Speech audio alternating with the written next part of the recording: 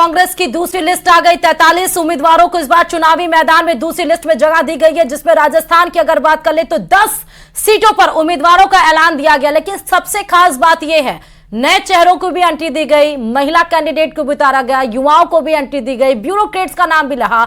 लेकिन सबसे खास बात यह है कि 10 सीटों पर नए उम्मीदवारों की घोषणा की गई है, यानी कि पिछली बार के किसी उम्मीदवारों को सेम सीट पर नहीं उतारा गया है।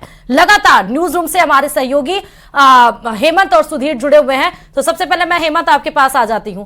हेमंत, सबसे बड़ी बात यही है कि 10 सीटों पर नए उम्मीदवार उतारे गए हैं। किसी भी पिछली बार के किसी भी उम्मीदवारों को सेम सीट अलॉट नहीं की गई है। इसके पीछे की क्या प्लानिंग, क्या रणनीति आप देख रहे हैं कांग्रेस की? पिछली बार विफलता हाथ लगी थी और कांग्रेस ने अपनी रणनीति में थोड़ा बदलाव किया है और उन कारणों को तलाशने की कोशिश की है कि आखिरकार कहां हमारे कैंडिडेट विफल हुए हैं। कांग्रेस पार्टी में ये मंथन हुआ और क्यों विफल हुए हैं। अब अगर जोधपुर की हम बात कर लें, राजपूत चेहरे के तौर पर करण सिंह उचियारडा को वहां पर उतारा गया है। नया चेहरा है, आईएएस रहे ताराचंद मीणा को उतारा गया है, उनका पहला चुनाव होगा। दूसरी तरफ अगर हम देखें कि अलवर सीट पर युवा चेहरे को मौका दिया गया है और उसमें खास बात यह है कि विधानसभा के जो चुनाव हुए, कांग्रेस पार्टी के लिए सबसे ज्यादा मतों से सीट जीतने वाले ललित यादव जो हैं, उनको सांसदी का चुनाव लड़वाने का ऐलान किया गया है, उनको उतारा गया है। समीकरणों के लिहाज से पिछली बार वैभव गहलोत जोधपुर से थे, विफल हुए, उनको इस बार जोधपुर से ड्रॉप किया गया है। जोधपुर की जगह उनको उतारा गया जालोर सिरोही सीट से। ये वो सीट रही है जहां पर बूटा सिंह जैसे दिग्गज चुनाव लड़ा करते थे, जीता करते थे। हालांकि जैसे जैसे समय बदला उसके बाद देवजी पटेल यहाँ के सांसद थे और पिछली दफा जब विधानसभा के चुनाव हुए अभी हाल ही में राजस्थान में, तो देवजी पटेल को विधायक के तौर पर उतारा गया था विधानसभा चुनाव के प्रत्याशी के तौर पर। लेकिन देवजी पटेल सांचौर से हार गए और वहां पर जो निर्दलीय रहे जीवाराम चौधरी, उनको जीत हासिल हुई थी। तो लिहाजा उनका टिकट बीजेपी ने काटा जालोर सिरोही से और इसके बाद अब कांग्रेस ने उसे देखा और कांग्रेस ने वहां पर एक नए चेहरे के तौर पर वैभव गहलोत को वहां से जालोर सिरोही सीट से उतारा कि यहां पर कड़ी टक्कर दे पाए।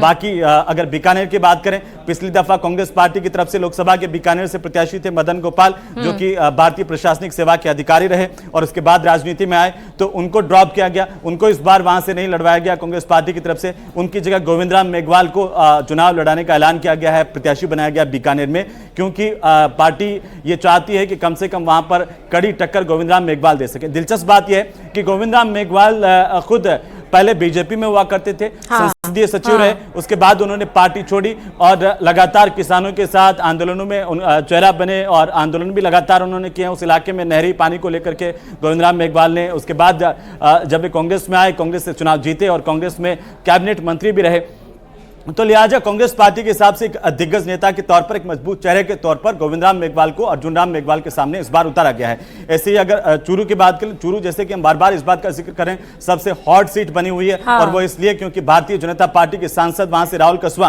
बीजेपी छोड़कर जब उनका टिकट कटा और उनकी जगह पैरा ओलंपिक खिलाड़ी को टिकट दिया गया और टिकट कटने के बाद वे कांग्रेस में आ गए और चंद घंटों में उन्होंने अपनी टिकट कांग्रेस से पक्की करवा ली। क्योंकि कांग्रेस जिस तरीके घरानों का जिक्र होता है राजनीति में, तो जैसे मदेरणा परिवार जोधपुर का एक मजबूत राजनीतिक घराना है और नागौर के अंदर मिर्धा परिवार एक मजबूत राजनीतिक घराना माना जाता रहा है, वैसे ही चूरू में कसवा परिवार दीपचंद कसवा से लगा करके और राम सिंह कसवा और उसके बाद राहुल कसवा और उनकी मां जो है कमला कसवा, तमाम राजनीतिक लोग इस घराने से हैं। तो इस लिहाज से कांग्रेस पार्टी ये जरूर चाहेगी कि इसका फायदा उन्हें मिले और राहुल कसवा को इसी लिए एक प्रत्याशी के तौर पर वहां से उतारा गया। भारतीय जनता पार्टी के सामने कांग्रेस के प्रत्याशी के तौर पर राहुल कसवा का नाम का ऐलान किया गया। हेमंत, हम बार बार जोधपुर की बात कर रहे हैं, एक तरफ केंद्रीय मंत्री बीजेपी की तरफ से, दूसरी तरफ से हम करण सिंह उचियारडा की बात कर रहे हैं। सिराज राजपूत चेहरे के तौर पर कांग्रेस ने यह दांव तो खेला है, दांव सटीक बैठेगा?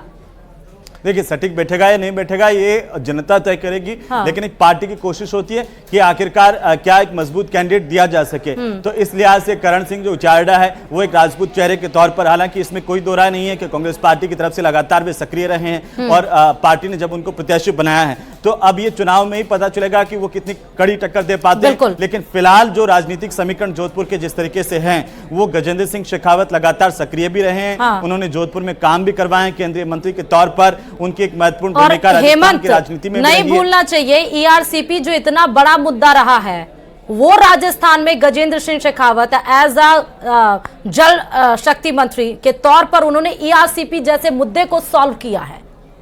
देखिए, प्रधानमंत्री नरेंद्र मोदी ने ये ऐलान किया था पहले ही कि ईआरसीपी को लागू करेंगे। हाँ। और लगातार भारतीय जनता पार्टी के बड़े नेताओं की तरफ से भी ये कहा गया, चूंकि एक विधानसभा के चुनाव में मुद्दा भी था, कांग्रेस इसे भुनाना चाहती थी, तो लोकसभा चुनाव से पहले पार्टी चाहती थी कि इस मुद्दे को कम से कम जो है वो कन्वर्ट कर दिया जाए और बीजेपी की तरफ से ईआरसीपी को लागू करने का फैसला किया गया। ये अलग बात है, लेकिन अगर जोधपुर के समीकरणों की बात करें तो इसका इंपैक्ट जोधपुर में आएगा नहीं आएगा ये आने वाला वक्त तय करेगा। लेकिन ये बात जरूर है कि जोधपुर के जो लोकल काम है, एक सांसद के तौर पर गजेंद्र सिंह शेखावत लगातार सक्रिय रहे, उन्होंने काम भी करवाए, चाहे रेलवे स्टेशन से लगा करके बाकी जनता के अन्य मुद्दों की बात हो, तमाम चीजें करने में उन्होंने कोशिश की और कोशिश में कामयाब भी हुए। तो इस लिहाजा अभी अगर धरातल पर हम देखें तो गजेंद्र सिंह शेखावत पार्टी के एक मजबूत चेहरे के तौर पर इस बार भी जोधपुर लोकसभा सीट से हैं। ऐसे में करण सिंह उचाड़ा उनको कितनी टक्कर दे पाते हैं, ये अभी भविष्य के गर्भ में ये मैं एक बात और आपसे समझना चाहती हूं हेमंत, इसमें ये भी देखें कि लोकसभा चुनाव में 10 सीटों में से 3 सिटिंग एमएलए के ऊपर भरोसा जताया गया, जिसमें झुंझुनू से विधायक बृजेंद्र सिंह ओला है, साथ ही टोक सवाई माधोपुर से हरीश मीणा है और अलवर से ललित यादव को टिकट दिया। लोकसभा चुनाव में क्या विधायक के ऊपर भरोसा जताकर क्या कांग्रेस ने सही किया है, और क्या लोकसभा चुनाव में लोकल फैक्टर्स ज्यादा काम करते हैं या फिर सेंट्रल फैक्टर्स? देखिए, कांग्रेस ने सही किया नहीं किया, हाँ। ये बार बार हम इसलिए करें कि कोई भी पार्टी जब एक फैसला लेती है तो कोशिश यही होती है कि आखिरकार वो जिस अनुरूप, जिस सोच के हिसाब से फैसला ले रही है उसके रिजल्ट उसी अनुरूप आए। हाँ। तो ये सही और गलत का फैसला तो जनता के हाथ में है। लेकिन जैसे ललित यादव को चुनाव लड़ाने का ऐलान किया गया, एक सांसद के तौर पर प्रत्याशी कांग्रेस पार्टी ने उतारा है, उसके पीछे यह है कि कांग्रेस में अगर विधायकों की बात करें तो ललित यादव अभी जो विधानसभा के चुनाव हुए कांग्रेस पार्टी के लिए उन्होंने सबसे बड़ी जीत हासिल की थी विधायक के तौर पर, और एक युवा चेहरे हैं, इस लिहाज से उनकी साफ और बेदाग छवि है, उसको बुनाने की पार्टी ने कोशिश की है। यादव जो वोट बैंक है, अलवर लोकसभा क्षेत्र जहां से बालकनाथ सांसद हुआ करते थे और उन्होंने चुनाव लड़ा, वे विधायक बन गए।